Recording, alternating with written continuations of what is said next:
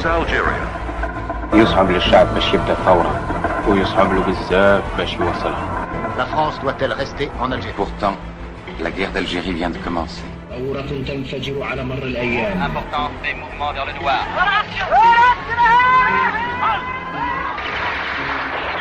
D'une nouvelle révolte des Chaouïas. Les Aurès, une région de tout temps contaminable par les idées révolutionnaires.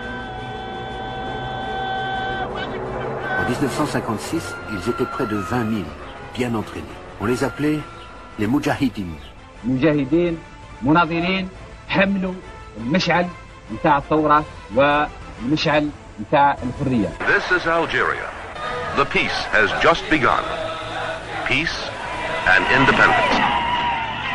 Fashhadou, histoire et mémoire.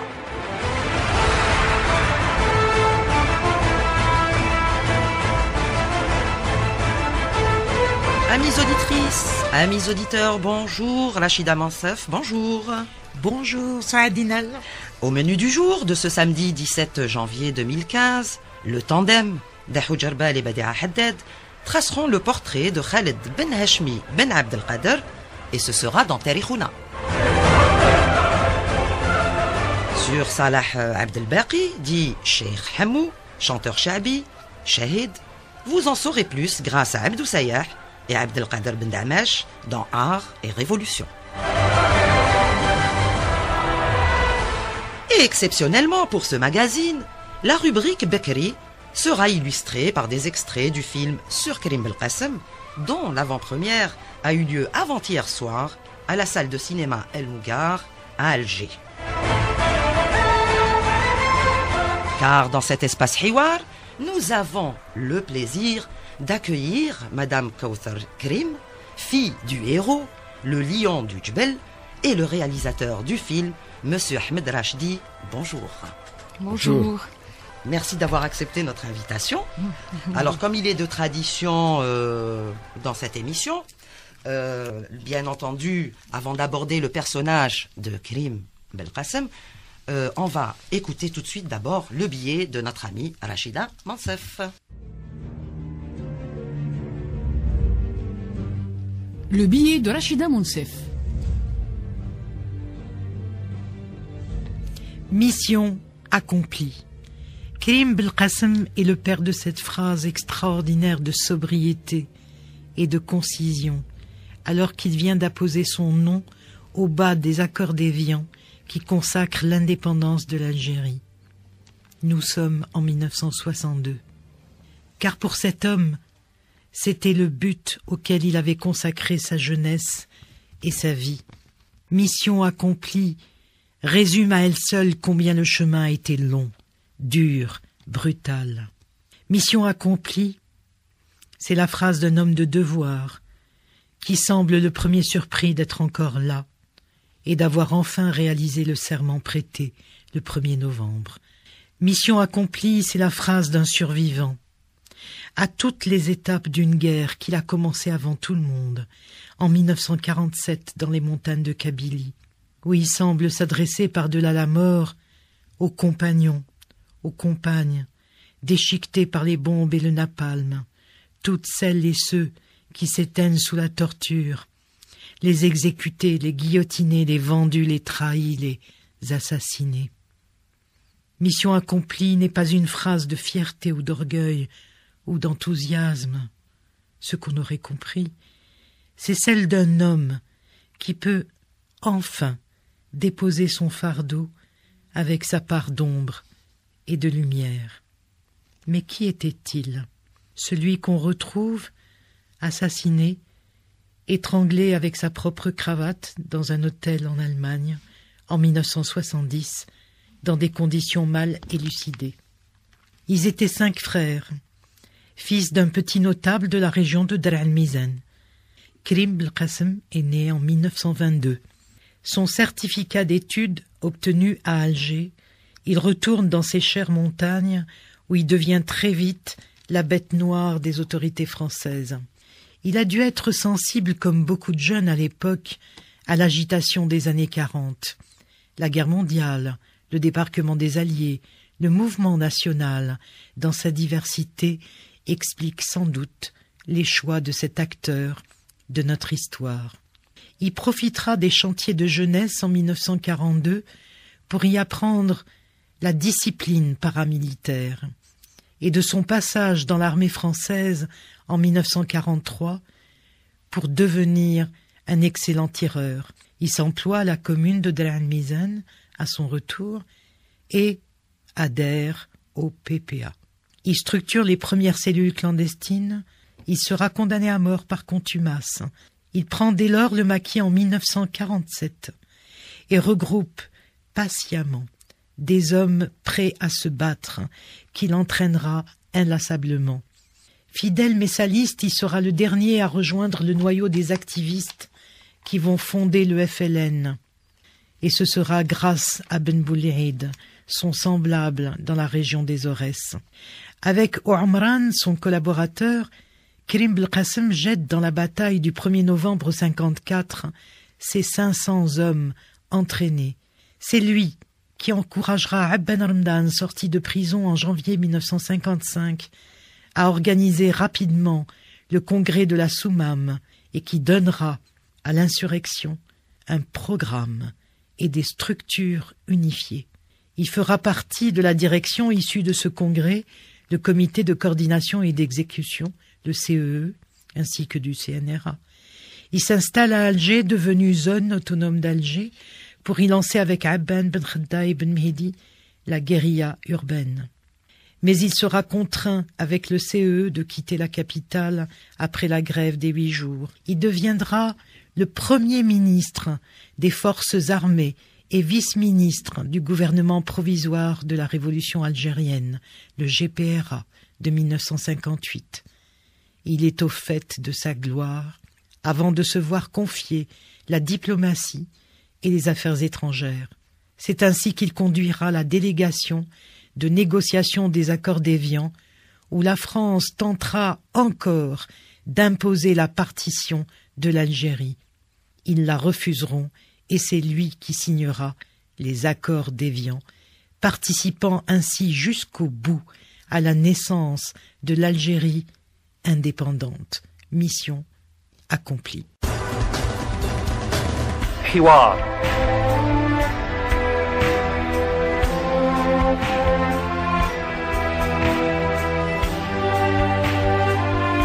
Madame Kawthar Karim, donc on l'a dit, vous êtes la fille de Karim Belkacem.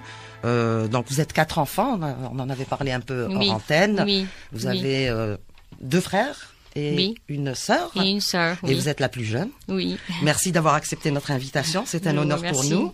Monsieur Ahmed Rachdi, cinéaste, avec René Vautier, Mohamed Chanderli, vous faites partie de la première unité cinématographique du FLN.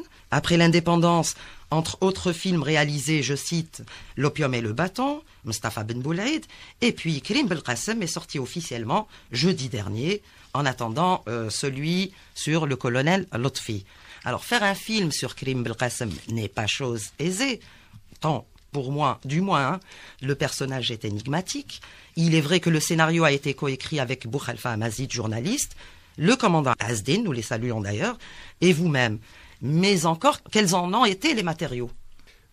Pardon, vous avez oublié déjà de dire Ahmed Rachdi, le frère de Karim Belkacem. Oui. Son frère. Et c'est vrai que c'est très difficile d'écrire un scénario. En fait, pas d'écrire un scénario, d'insérer un personnage aussi complexe que Karim Belkacem, qui a vécu tous les moments de la guerre de libération nationale, l'avant, la préparation, le pendant, jusqu'au bout, jusqu'à la dernière limite, le cessez-le-feu. Karim Belkacem a signé sur le document qui a donné l'indépendance à l'Algérie. Donc c'est un parcours extrêmement rempli, extrêmement plein. Il a fallu, nous, pour écrire un scénario qui obéit à des impératifs de cinéma, c'est-à-dire des impératifs de temps, de rythme, de format. Il a fallu élaguer beaucoup de choses. On a été presque obligé d'éliminer des moments au profit d'autres que nous avions considérés comme étant plus symptomatiques, plus emblématiques de cette très très importantes personnalités de la guerre de libération nationale. Oui. Madame Kawthar Karim, on profite de votre présence pour vous demander finalement de nous raconter l'humain, l'homme, le père qu'a été Karim Belkacem. Oui, comme j'avais dit à Madame Orantène, que Karim Belkacem avait cette générosité en lui, et c'était un père très très très affectueux, un père qui était peut-être était souvent absent, mais il était présent parce qu'à chaque fois il avait tous ses gestes, il n'oubliait rien, toute cette attention envers ses enfants, et il nous écrivait souvent, ce qui permettait de combler cette absence. Et donc ça a marqué notre vie. Et donc effectivement, son absence, son assassinat, sa disparition a été tragique pour nous. Oui. Et on est marqué de cette empreinte qui reste indélébile. Et donc aujourd'hui, hier quand on a vu le film, j'étais très émue puisque j'étais la seule à être présente, étant donné que on n'a pas été mis au courant à temps, ce qui fait que ma mère et ma sœur n'étaient pas là. Et donc j'étais très émue. C'est vrai que il y a des non-dits, comme je vous ai dit, il y a une deuxième partie qui manque, sa consécration internationale. C'est quand même un personnage emblématique et charismatique. Et puis bon, il a sur la Révolution, avec ses démonstrations politiques qu'il a eu à faire au cours à l'étranger. Et donc tout cela est très important pour montrer le parcours de Karim, son parcours dans le maquis et vers la scène internationale, l'homme politique qu'il était, et puis malgré tout cela, et dans tout cela, avec toutes ses responsabilités qu'il assumait, il était un père aussi, comme il était un mari. Et pendant le film, il y a eu des petites séquences. On a ressenti ça. J'étais émue. Mais bon, pas assez. Toujours pas assez. Parce que il faut des moyens, comme a dit Monsieur Rochdi. Et je pense pas qu'on lui a donné tous les moyens, malheureusement. Oui, Monsieur Ahmed Rochdi, vous voulez intervenir? Juste pour dire que pour faire un film sur un personnage aussi haut en couleur, comme Karim Belkacem, mais je disais qu'il a participé à toutes les étapes de la guerre de libération nationale, essentiellement cela, et puis aussi à la préparation. Il a été un des membres déterminants, par exemple, dans le groupe des 6, pour décider que le déclenchement devait se faire le 1er novembre 1954. C'est lui qui a avancé la date du 1er novembre 1954. Il était prévu de commencer la révolution le 23 ou le 25 octobre. C'est Karim qui a poussé pour que cette date soit une date historique, le 1er novembre 1954. Il a été aussi celui qui a proposé de créer donc une espèce de troisième force, une espèce de parti des partis qui est le FLN, qui n'était pas un parti mais qui était une institution donc créée spécialement pour la révolution, pour la guerre de libération nationale, qui laissait la porte ouverte à tous les Algériens, quel que soit leur penchant historique, idéologique, militant. Donc il était rassembleur. Il a compris que qu'il fallait laisser une porte ouverte, parce que d'autres Algériens qui n'étaient pas de la même sensibilité que le parti dans lequel lui il était, c'est-à-dire le PPA-MTLD, il a laissé cette porte ouverte pour que d'autres Algériens, à titre individuel, rejoignent la révolution pour accomplir une mission, une seule, l'indépendance nationale. C'était le seul point c'était un point tout à fait rassembleur qui donc a permis de faire venir à la révolution toutes sortes d'Algériens qui avaient d'autres sensibilités politiques, des communistes, des ulama, des udmistes, des Français même, et des centralistes. On le ressent. Et des centralistes, bien entendu, les centralistes qui sont arrivés après, parce que ils ont vu que le parti était en train d'exploser entre les bessalistes et les centralistes. Ils se sont dit, on va créer autre chose. Et une des choses, je crois, extrêmement intelligentes, c'est qu'ils ont créé le CRUA, juste pour pousser à déclencher la guerre de libération nationale, sans moyens. Et ils ont eu cette extraordinaire intelligence, c'est de le dissoudre. On le voit très bien dans votre film, ce moment-là, effectivement, qui est très important. Ouais. Ils ont dissous donc le CRUA au profit de quelque chose qu'ils considéraient être plus rassembleur, plus grand, plus large, parce qu'ils avaient peur que les gens prennent le CRUA pour une autre démarche politique, un autre parti. Ils se sont dit, peut-être les gens ne vont pas nous suivre parce qu'on n'est pas connus. C'était des gens qui étaient dans la clandestinité, tous, qui étaient poursuivis, qui étaient comme Karim Belkacem, condamnés à mort déjà 2 fois, ils se sont dit, on ne va pas le faire en notre nom. Et l'autre chose, je crois, extrêmement intelligente qu'ils ont fait, et ça, Karim y était beaucoup, on le dit souvent dans le film, parce que ça revient souvent dans la préoccupation de Karim Belkacem. Il dit que la révolution algérienne n'a pas eu de chef, contrairement à toutes les autres révolutions qui l'ont précédée. Je sais pas, le Vietnam, il y avait Ho Chi Minh, la Tunisie, Bourguiba, le Maroc, Mohamed el-Khams, l'Égypte, Nasser. La révolution algérienne a dit il faut que ce soit une direction collégiale. Et c'est le résultat d'une histoire. Et c'est un des points très importants. Il revenait tout le temps sur ça. Oui, parce qu'apparemment... C'était pas l'essentiel, c'était l'indépendance. Maintenant, le chef ou pas, ce n'est pas ça qui est important. Et on le voyait, il était parfois factionnel, il unissait tout le monde. Et ça, j'ai apprécié ça tout au long du film. On sent que il avait ce but, c'est tout, c'était l'indépendance. Il le disait même dans sa vie privée, que c'était ça, et dans ses écrits. Il pensait toujours, il revenait toujours dans ses écrits au peuple. Que le peuple, il fallait pas que le peuple souffre. Il fallait pas que les enfants et les femmes soient touchés. C'était très important pour lui, tout au long. Et l'indépendance pleine et entière, parce que je sais par exemple qu'il a été reçu par Bourguiba un jour. Quand il y a eu le discours de Gaulle qui commençait à parler d'indépendance, Karim Belkacem a été reçu par Bourguiba. Et Bourguiba lui a dit, voilà, vous avez perdu assez d'Algériens comme ça, il faut aller un petit compromis qui va peut-être une étape avant l'indépendance totale. On ne peut pas, nous, c'est inscrit sur la proclamation du 1er novembre. Gallo, Bourguiba, ça, je n'ai pas pu le mettre parce que ça toucherait un peu la sensibilité. Bourguiba, Gallo, voilà, je vais t'expliquer. Tous les Algériens, Gallo, vous avez une table comme ça. Pour la sortir, il faut la pencher un peu. Faut arrondir les angles, nous.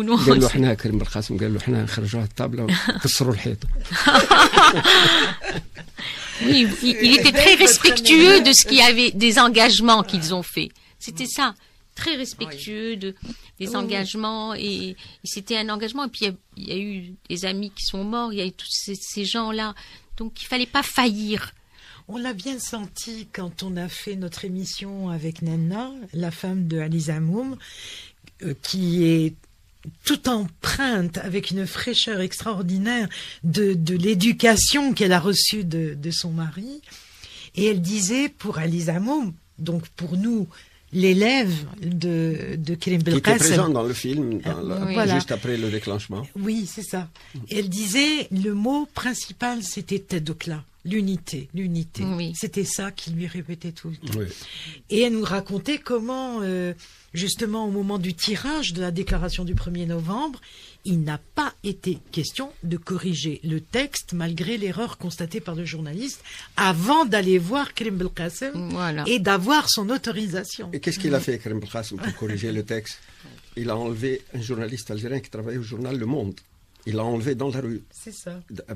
Ils l'ont enlevé carrément. Ils passaient dans la rue, ils l'ont abordé, ils ont pris une voiture, ils l'ont mis dedans et lui ont dit tu vas avec nous à Iri-les-Moulins pour corriger la proclamation du 1er novembre. Et si elle est ce qu'elle est aujourd'hui, c'est que c'est une proclamation à laquelle quelqu'un a veillé à ce qu'elle soit ce qu'elle est aujourd'hui. C'était Karim Belkacem qui l'a amené à Iri-les-Moulins. Il est venu tous les jours lui dire wesh. Ça avance, comme tu as surveillé mot pour mot ce qui a été mis dans la proclamation du 1er novembre.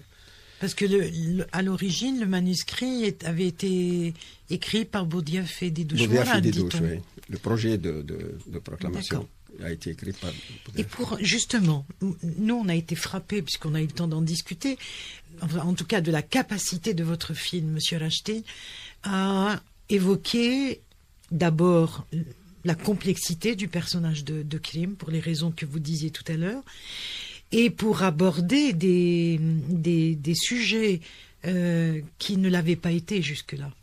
je crois avec une très grande finesse. La scène entre Frantz Fanon et Karim Belkacem évoquant la disparition de Abban Ramdan est d'une pudeur. Moi, je trouve que c'est le moment le plus émouvant, le plus fort du film. On ne pouvait pas faire l'impasse sur cela. On nous l'aurait reproché, on nous aurait dit comment on ne parlerait pas de l'assassinat de Abban Ramdan, il n'y a pas de doute, il a été assassiné. Ce que les gens ne savent pas, et ce que pour l'histoire, ce qu'on ne sait pas, c'est qu'ils ont invité Abban Ramdan à aller avec eux au Maroc pour rencontrer le roi Mohamed V. Il a été avec eux, ils étaient 5 avec Abban Ramdan. Krim, Boussouf, Ben Tobbal, Mahmoud Shrif et Abban. Le cas Abban s'est réglé à l'aéroport, c'est-à-dire Karim Belkacem n'a plus revu Abban Ramdan depuis l'aéroport de Casablanca. Ils sont en train de dire qu'il était présent à son exécution. C'est pas vrai. Personne n'était présent à son exécution. Il a été exécuté, certes. On a appris sa mort 4 mois après cela. C'est Abban qui a insisté pour que ce soit en première page du journal le Moudjahid de l'époque. Abban Ramdan est mort au champ d'honneur. C'est crime. Oui. Justement, cette réponse-là que fait Karim Belkacem à Frantz Fanon, hein, est-ce que c'est authentique ou est-ce qu'elle a été imaginée dans le film? Elle a été authentique parce que Frantz Fanon était très proche de Karim Belkacem. Il connaissait bien Karim Belkacem, c'était son ami. Il allait chez lui à la maison, tout probablement. Vous l'avez rencontré à la maison. Il allait tout le temps chez lui à la maison et cette fois-ci, il est venu le voir en tant qu'ami pour lui dire « Explique-moi ». Il a disparu depuis 4 mois, on n'a plus aucune nouvelle. Qu'est-ce qu'il dit? Dis-moi la vérité. Il lui dit c'était notre frère. Et Karim lui dit je ne sais pas, je ne peux pas t'expliquer. Rien, je ne sais rien de plus que ce que j'ai toujours dit. Nous sommes arrivés à l'aéroport, la délégation s'est disloquée. Je ne sais pas ce qu'il est advenu. Et c'est la vérité. De toute façon, ce qui est clair, c'est que moi, je le sais parce que bon, mon père a été très très touché par ce moment-là qui est brisant. Mais en face de lui, il y a l'indépendance. Il faut la mener jusqu'au bout. Encore, je dis que mon père n'a pas pris les armes pour être le garde-fou de qui que ce soit. Donc, chacun prend ses responsabilités. Il y a eu des soucis avec Abban Ramdan. Bon, ça n'a pas été évoqué dans le film, mais déjà à Oujda, avec Boussouf, avec parce que il a été. Ça a été évoqué. Karim lui dit tu reviens d'un voyage. Oui. Voilà. À 5 et tu as mis en colère tous les. Voilà. Il lui a dit ça et donc il y avait un problème sérieux.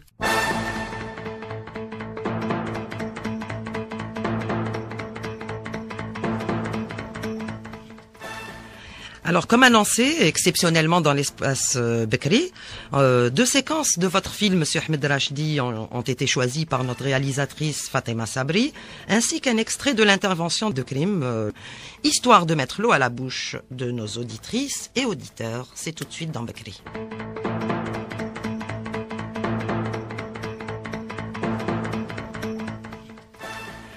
Pour la conférence d'Évian, un avion a amené à Genève les membres de la délégation FLN conduite par M. Belkacem Krim et qui comprend MM. Boumengel et Ahmed Francis qui résument à eux 3 toutes les tendances du FLN.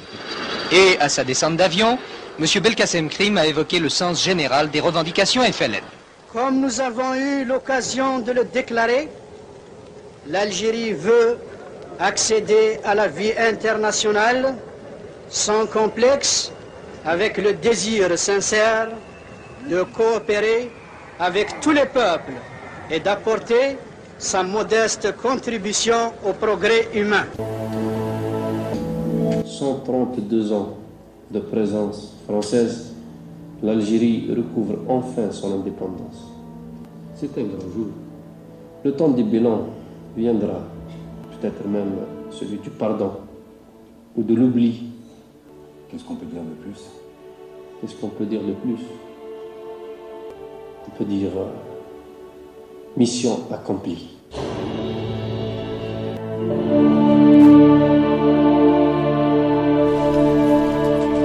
Rachida Mansef, mission accomplie. Oui. Donc voilà, film à voir, absolument. Je suppose, Monsieur Ahmed Rachdi, qu'il y a un programme des projections à Alger et en dehors d'Alger. Oui, maintenant, nous sommes en train de de terminer la version amazigh du film. Oui. Pour que tout le public algérien puisse le voir dans la langue de chacune des régions d'Algérie. Et aussi, nous avons aussi fait un feuilleton un peu plus long, de 9 heures à peu près, dans lequel nous avons mis vraiment... Donc plus d'éléments. Plus d'éléments pour que... J'espère qu'il va être programmé le plus tôt possible dans les salles de cinéma. Oui. Et plus essentiellement pour moi, parce que je ne m'intéresse pas à l'aspect commercial, si vous voulez, de la chose, plus essentiellement dans les écoles, dans les universités, là où on peut montrer aux jeunes pour qu'ils voient que des jeunes comme eux, Karim Belkacem n'était pas, quand il a pris le maquis, il avait 23 ans. Oui, Tous ces gens qui sont dans le film sont des gens qui n'avaient pas plus de 30 ans.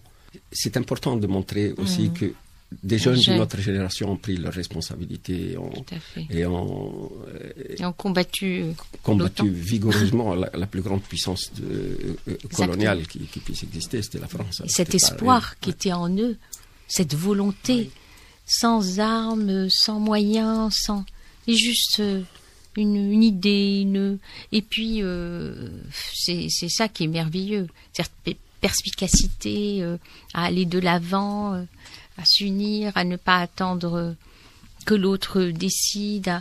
Et puis bon, on ne peut avoir que de l'admiration, c'est clair. On a mis quand même près de 4 ans et demi à faire aboutir ce film. Mais j'espère qu'il y a la volonté de... Je crois qu'il y a actuellement quelque chose qui démontre qu'on veut, après 50 ans de silence, parler de ces gens qui ont été à l'avant-garde, il n'y a pas de doute. Il a fallu qu'il y ait des hommes d'Algérie qui prennent leurs responsabilités, qui vont à la confrontation. Et moi, je trouve, parce que pendant 50 ans, on a dit le seul héros, c'est le peuple, tout ça, bien sûr. Et qui ont réussi. Il y a des hommes qui ont pris leurs responsabilités, qui méritent que leur histoire soit portée à l'écran. Et puis dans le collectif, chacun est singulier. Je veux dire, chaque anonyme devait être exceptionnel à sa manière. Monsieur Al-Achdi, je voulais revenir à la question que vous avez posée tout à l'heure, Souhadinal, concernant les matériaux. Parce que, encore une fois, en regardant le film hier, il y a plein de messages que vous arrivez à faire passer uniquement à travers l'image. Je citerai simplement 2 exemples. Le caractère plébéien de ces combattants, de ces maquisards, vous ne le dites pas à travers des mots, vous le dites à travers une façon de diriger le jeu de vos acteurs notamment. Ça se voit beaucoup chez Ouahmaran. Et on le voit quand vous filmez la période tunisienne également.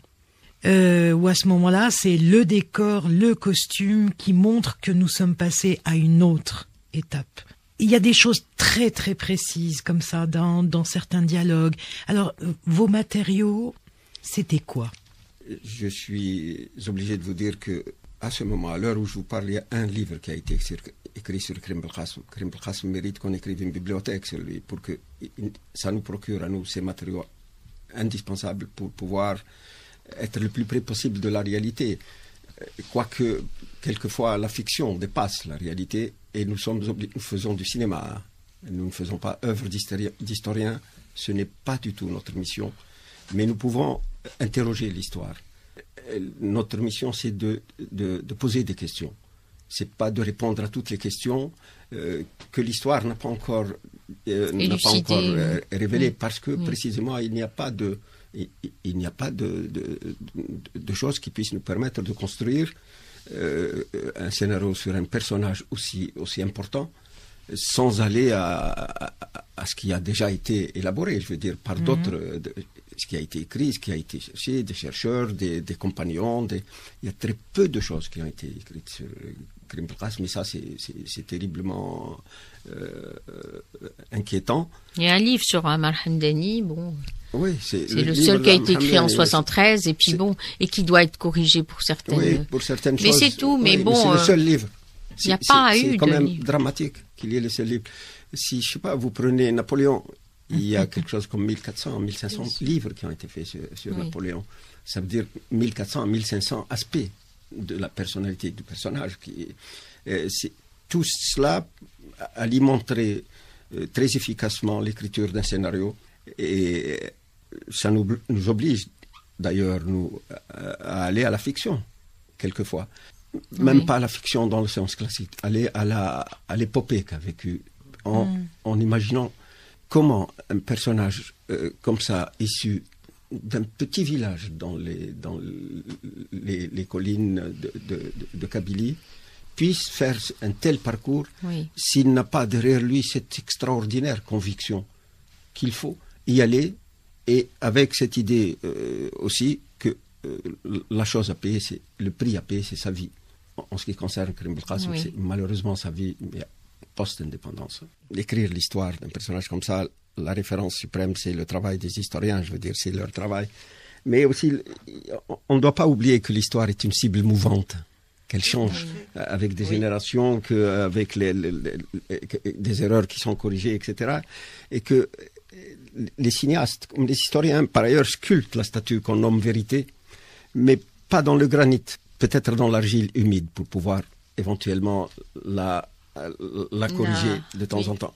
La sculpter. Quand il faudra dresser le portrait de Monsieur Rajdi, il faudra ajouter cet aspect de poète.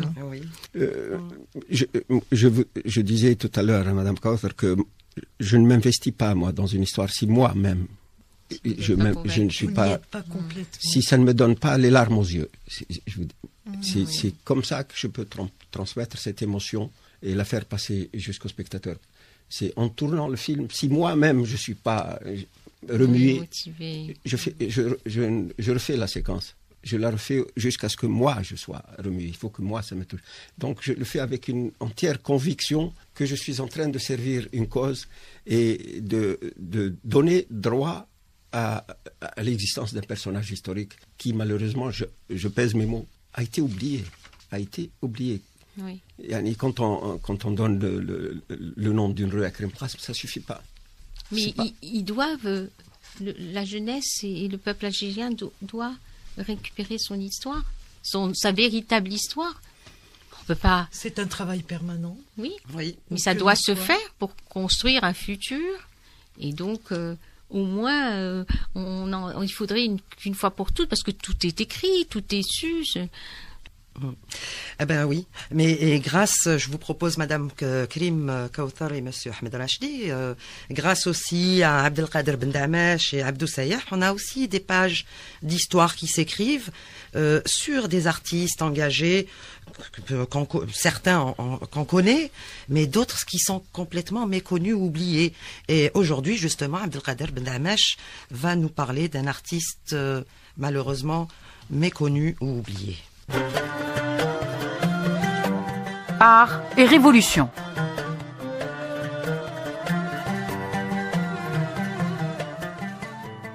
Monsieur Abdelkader Ben Damash, bonjour, très heureux de vous retrouver dans l'émission Fashhadou, Histoire et Mémoire. Aujourd'hui, vous avez envie de nous parler d'une personne qui n'est pas très connue. C'est bien parce que il y a beaucoup d'artistes qui ont marqué l'Algérie et surtout la guerre de libération nationale.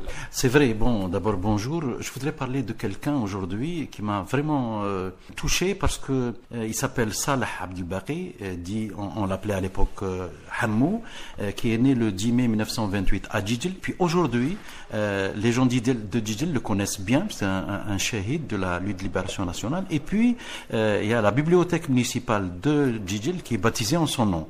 Il est tombé au champ d'honneur quelques jours seulement avant le 19 mars 1962. C'était le cessez-le-feu. Vraiment, il dit que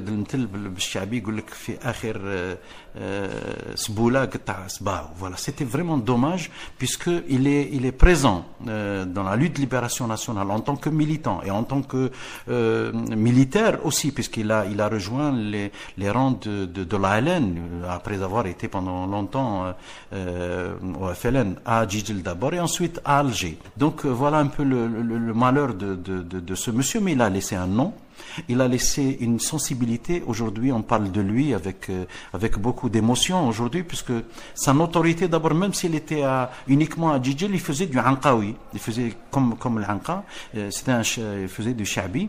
Et il a aussi subjugué tous ses congénères, les gens qui habitaient à Djidjel, puisqu'il n'y avait pas de grands maîtres à Djidjel. Les gens écoutaient bzaf l'anqa. Donc, il a fait comme l'anqa. Et puis, sa notoriété commençait un peu à prendre jusqu'à Constantine, jusqu'à Skikda, jusqu'à Bjaya. Il était bien aimé à Bjaya. Il a tenté aussi l'apprentissage de plusieurs genres musicaux, autres genres, d'ailleurs, les témoins que j'ai vus personnellement à Djidjel, que je salue aujourd'hui, m'ont dit qu'il interprétait facilement Madih Dinif, l'andalou aussi, le malouf et le chant bédouin. Il était en plus, puisqu'il était intelligent, il était lettré en arabe. Il a lu et appris beaucoup de sourates du livre sacré, et il tient tout ça de son père, puisque son père était aussi dans ce monde de la poésie. C'est un fervent de la poésie du genre melhoun. En 1952, il a rencontré le Hajj Mohamed Lanqa. Hajj Mohamed Lanqa venait à Djidjel pour animer une fête familiale. Bon, les gens de Djidjel, les gens qui ont invité le Hajj Mohamed Lanqa se sont empressés et ils ont ramené ce jeune chanteur Shabi, et il l'a écouté, il a été subjugué par sa voix, il l'a encouragé, et c'est comme ça qu'il est resté. En 1955, il commence à militer, puisque la révolution venait d'éclater il y a à peine quelques mois, et puis il s'installe à Alger, puisque à Djidjel l'espace est exigu, donc il peut pas passer inaperçu. Donc il vient à Alger et il milite aussi très très fortement à Alger jusqu'en 1957, où à Alger, puisqu'il était remuant, il était jeune, il rentrait dans le milieu musical, en même temps il rencontrait du monde et il militait très très fortement. Et puis l'étau commençait à se resserrer autour de lui. Il va en 1957 rentrer carrément avec l'ALN, et il rejoint le combat dur et fort de la révolution qui est arrivé à ses termes le 5 juillet 1962, pour que le peuple soit digne et fort. Et puis voilà. Donc Salah Abdel Baqi dit, Cheikh Hammou est un shahid de la lutte de libération nationale, et c'est aussi un chanteur shabi, un chanteur moderne, un artiste qui a donné sa vie pour que vive l'Algérie libre et indépendante.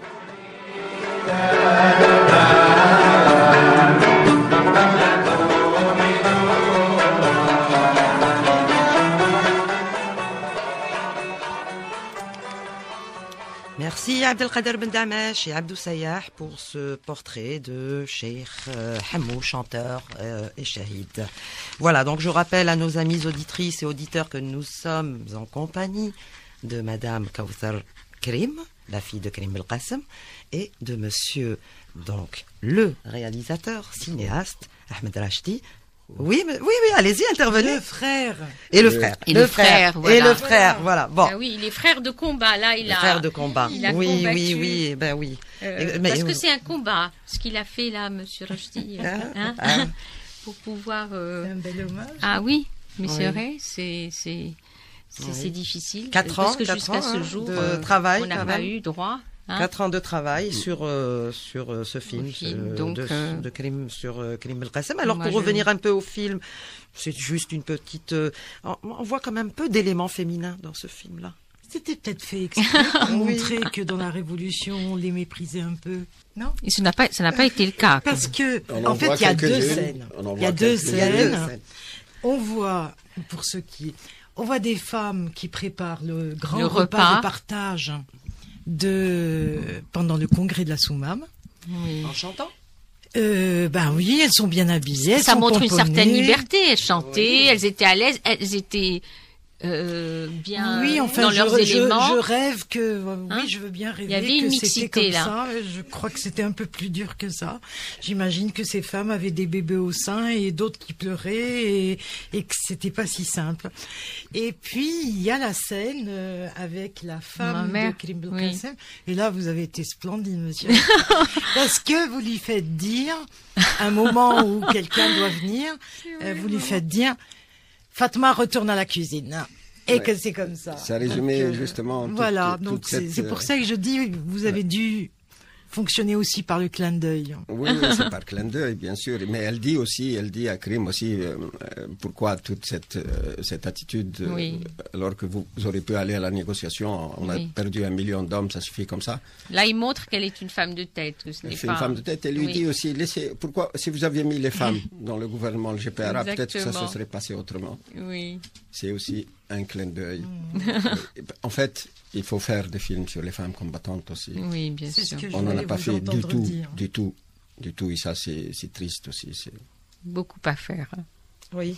Moi, à part peut-être Barberousse, mes sœurs, qui est un documentaire, il n'y a pas eu grand-chose. Sur les femmes en prison. Oui, voilà. Mais moi, je veux dire des femmes qui... On se pose des questions aussi, parce qu'on ne peut pas nous apporter des réponses. Question, par exemple, CNRA composé de 54 personnes. Il n'y a pas une femme dedans.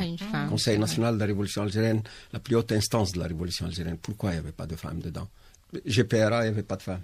Gouvernement provisoire de la République algérienne. CCE, il n'y avait pas de femmes.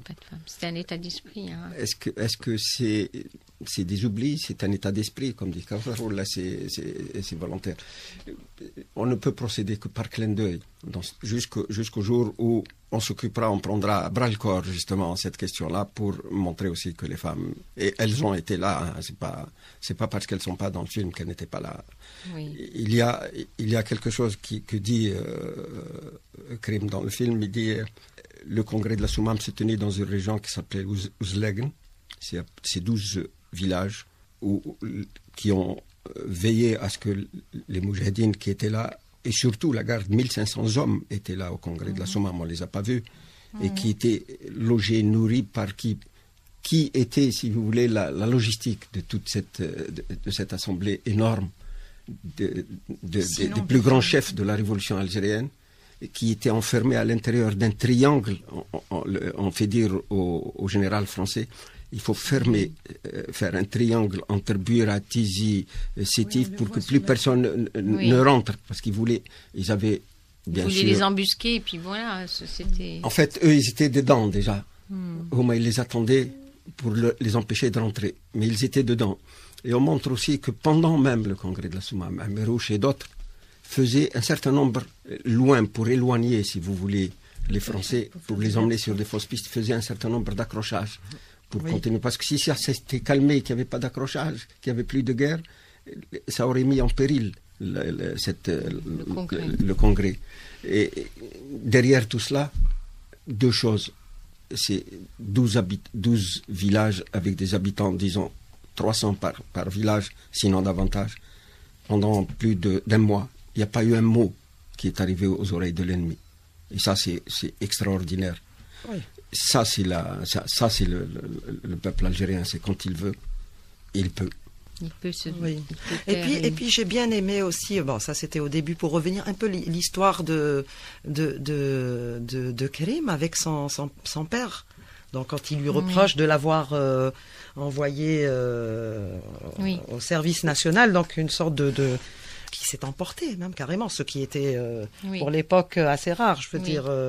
Mais finalement, quand même le père qui protège après son fils. Oui, le père ne supporte pas que son neveu sorte une arme pour menacer son fils. Et là, parce que sa vie... Alors que le père avait une bonne situation. Parce que la vie de mon grand-père a été complètement chamboulée.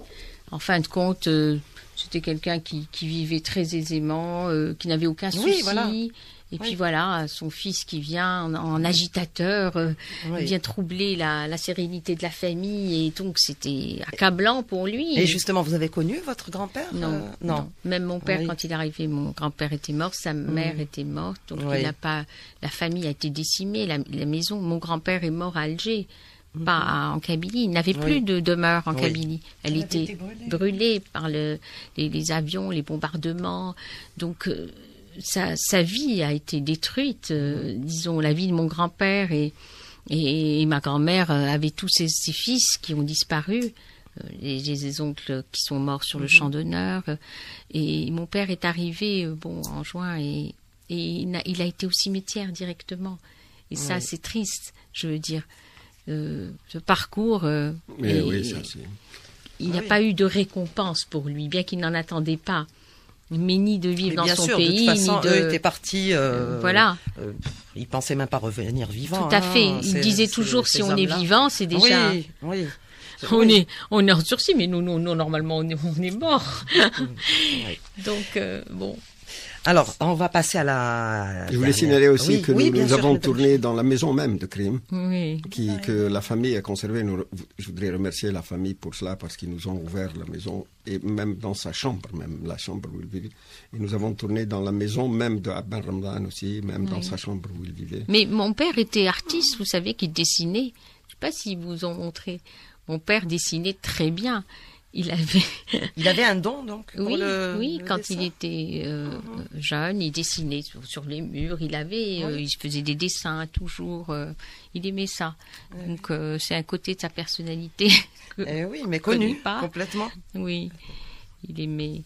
Et donc, quand j'avais dit ça au monsieur des Beaux-Arts, là, comme les Beaux-Arts étaient sur le boulevard Crime, vous savez que Crime aimait le dessin, aimait l'art. Eh bien, ce sera un des 1400 appréciait. livres que nous ferons sur affaire sur Crime, ouais. Oui.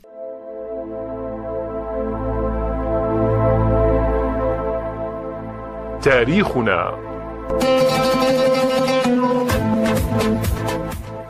Donc, Dahou Djerbel et Badia Haddad, que nous retrouvons comme d'habitude chaque semaine dans Tarihouna, vont évoquer aujourd'hui le petit-fils de l'émir Abdelkader, l'émir Khaled, qui va opérer des ruptures avec le mouvement réformiste apparu à la fin du 19e siècle et qui a été le sujet d'ailleurs de la semaine dernière. Dans ce mouvement réformiste apparaît un élément qui fait exception.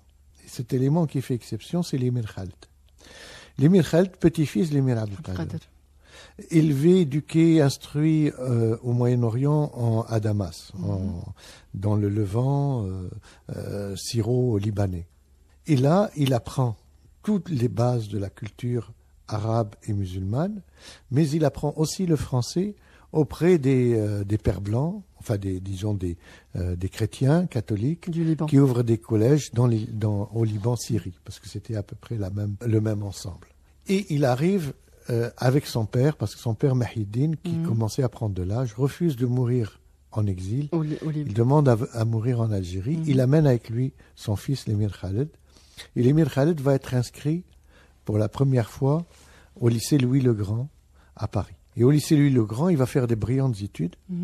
Et il va passer par la suite à Saint-Cyr, à l'académie militaire qui forme les grands officiers français de l'armée coloniale. Et là, donc, il va être affecté en Algérie comme officier de rang, disons sous-officier. Mais quel était son rapport avec l'Algérie? Son rapport avec l'Algérie, c'est un rapport filial, puisqu'il a été amené par son père. Mais aussi, c'est un rapport à la mémoire de la résistance. Et donc, pendant un moment, il est encore sous les drapeaux français, il porte encore la tenue militaire, mais avec la guerre qui est déclenchée par les Français contre les Marocains pour l'occupation du Maroc, il va se retrouver en face, mobilisé pour aller faire la guerre au Maroc, il va se retrouver en face de son oncle, l'émir Abdelmelek, qui l'appelle et qui veut le rencontrer, qui le rencontre en fait, et qui lui dit « Est-ce que tu as oublié d'où tu viens et qui tu es ?» Parce que l'émir Abdelmelek organise et dirige la résistance marocaine dans les frontières algéro-marocaines. Depuis le Rif, au nord, jusqu'à Marrakech, au sud. Toutes les populations de cette région, berbérophones, arabophones, suivent l'émir Abdelmelek, comme descendants de l'émir Abdelkader. Comme ils ont suivi l'émir Abdelkader, ils suivent son fils, l'émir Abdelmelek. Et donc, au fond, l'émir Khaled commence à prendre conscience. En fait, il n'est pas formé pour être un officier de l'armée française, mais il appartient à une autre logique. Le maréchal Lyautey apprend la rencontre entre l'émir Khaled et son oncle Abdelmelek. Il le dégrade. Il perd son rang. Et là, l'émir Khaled fait une rupture, sa première rupture, et il rejoint les jeunes Algériens. En rejoignant les jeunes Algériens, il se rend compte que les jeunes Algériens ne demandent rien d'autre que d'être français. Et il se démarque par rapport à eux. Et en 1919, il écrit une lettre au président Wilson, qui a lancé les 14 points pour la libération des peuples de la domination étrangère. Et donc il lui dit, nous aussi, nous sommes un peuple occupé. Et que nous avons besoin de notre Nous aussi, indépendance. nous avons une nationalité. Nous aussi, nous appartenons à une nation. Donc, nous avons besoin que nous soit reconnu le droit à l'autodétermination.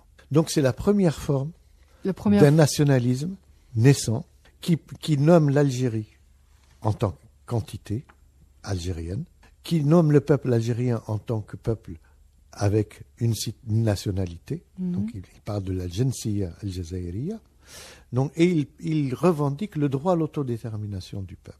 Donc c'est l'émir Khaled qui a... En 1919. En 1919. De 1919 à 1923, il se fait élire dans la majorité des cas, avec lui et ses alliés qui sont dans ces listes, les listes de l'émir Khaled, dans toutes les élections des municipalités et des élections cantolales depuis l'ouest jusqu'à Constantine.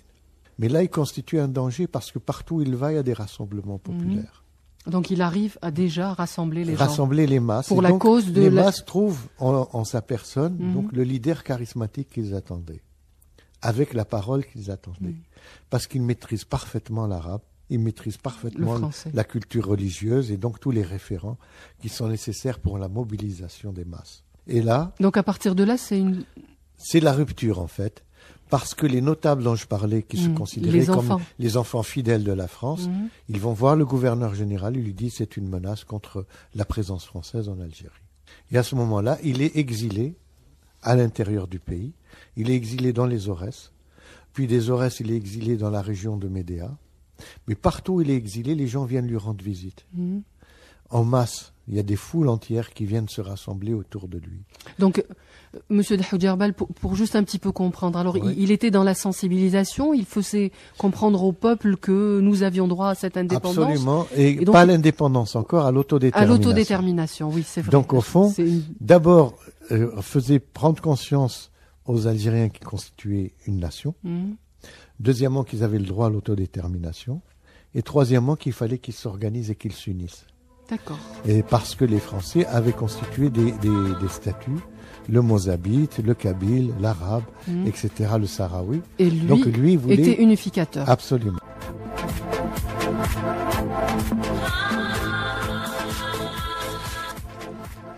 Merci Dahoudiarbal et Badia Haddad. Alors on revient à vous, très chers invités. Donc Kawthar Karim, je rappelle, fille de Karim Belkacem et évidemment d'Ahmed Rachdi, frère de Karim Belkacem, mais aussi frère de Ben Boulaïd et frère du colonel Lotfi. Colonel Lotfi, donc film que l'on vous... Et frère de... Et frère de... non, je parle des films. Donc, au fur et à mesure que les films... mais juste, voilà, donc Colonel Lotfi, que l'on verra, pour quelle période, bientôt il est en post-production, me dit-on. Le montage est fini, on va faire le mixage, là je suis en train de monter la musique. Oui. Et je pense que dans un mois, le film sera prêt à être montré, oui. Et vous n'avez pas eu de difficultés, pas ceux que vous avez rencontrés avec mon père. Beaucoup plus facile. Nous avons eu des difficultés parce que lui, il a bougé beaucoup. Par exemple, de Tlemcen à Béchar, où il y a 1000 kilomètres pour déplacer une équipe. On a tourné à Tlemcen, où il faisait très très froid. On a tourné dans les montagnes de Bnisnous, où c'était vraiment l'hiver. Et nous nous sommes déplacés vers la région de Béchar, où c'était la période des vents de sable. Et c'est ce qui est terrible pour le cinéma. Mois de mars. Oui, mois de mars. Ça, c'est mis à part la situation géographique, donc vous n'avez pas eu. Non, ce n'est pas les mêmes difficultés. C'est pas le même parcours en fait. Oui. C'est une autre génération. Oui. Pas les mêmes enjeux. C'est les mêmes enjeux parce que lui aussi il se battait pour l'indépendance de l'Algérie. Il était aussi colonel, il était chef de wilaya. C'était un jeune de 26 ans, il est mort au combat à l'âge de 26 ans. Très jeune, il y avait tous les éléments, si vous voulez, qui permettaient de construire un film. Mais c'est une autre génération, c'est un autre aspect de la guerre de libération nationale. C'était les étapes. C'est-à-dire que pour mon père, il y avait beaucoup d'étapes dans le temps et puis donc c'était difficile en effet. Alors Fatema Sabri, c'est qui nous terrorise toujours, évidemment, la réalisatrice.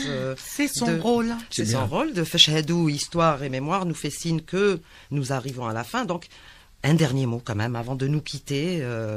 On commence bien sûr par Madame Kauthar Krim, votre dernier mot. Moi j'espère qu'il y aura une deuxième partie, parce que là je resterai sur ma fin, et je pense que tous les spectateurs et toute la jeunesse aimerait une suite. Une suite, mais après le congrès de la Soumam, faire carrément l'international, la scène internationale, le maquis à la scène internationale. Et c'est ça, et c'est important. Voilà, c'est le rêve. C'est le rêve à réaliser. C'est une mission à accomplir, Monsieur Rachdi. Oui, mais avec grand plaisir. Aidez-nous à voilà, avec grand plaisir également. Oui, absolument, avec grand plaisir, oui. Donc, Monsieur Ahmed Rachdi, j'ai su que vous étiez aussi invité après-demain, lundi, oui, à l'École nationale supérieure de journalisme et des sciences de l'information à Ben Aknoun, pour participer à un séminaire sur le rôle du cinéma dans la transmission de l'histoire algérienne. Donc, à partir de 13h, il semblerait que c'est ouvert au public. Oui, c'est bien. Voilà. Bien. Donc, on vous retrouvera après-demain, oui. déjà. Voilà. Oui, Rachida Mansaf. Non, je voulais juste ajouter, que nous sommes, issus d'un peuple qui se bat depuis toujours. Oui. Depuis 2200 ans, nous n'avons pas arrêté de nous battre contre toutes sortes d'envahisseurs. Et j'ai retenu, moi, ce qu'a dit un écrivain français qui a fait un séjour en Égypte, en Tunisie, puis en Algérie. Il a dit l'Égypte, c'est un pays d'histoire où il y a beaucoup de couches, ils ont, etc. La Tunisie, c'est un pays en devenir. Et l'Algérie lui a tendu.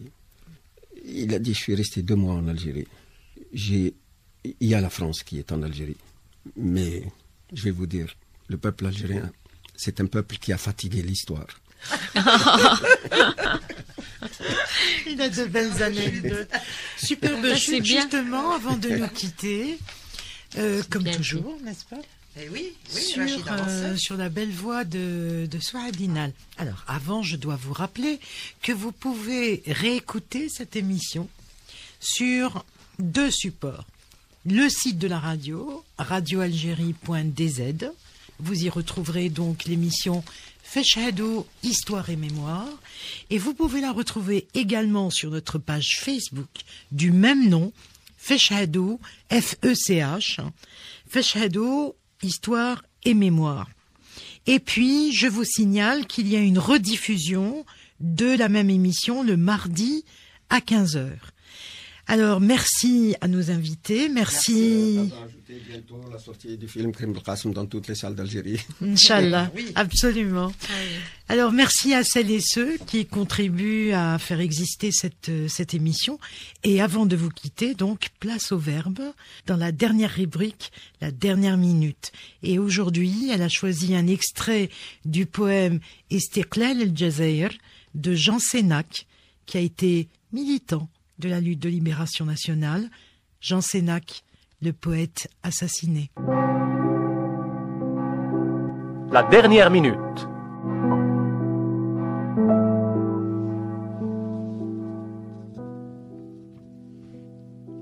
La nuit fut longue, innommable la haine. Nos phrases en sont toutes gâtées. Nous allons pardonner, mais nous n'oublierons pas, afin que plus jamais la bête ne surgisse. Nous connaissons le nom des pierres pour bâtir, leur place, leur qualité. Nous allons rendre l'homme à l'homme. À la place des cris, nous allons mettre l'acte. Le sang nous a brisés, le sang nous a sauvés. À nouveau, le soleil bronze le corps du peuple. Dans les yeux du soleil, plantons notre certitude.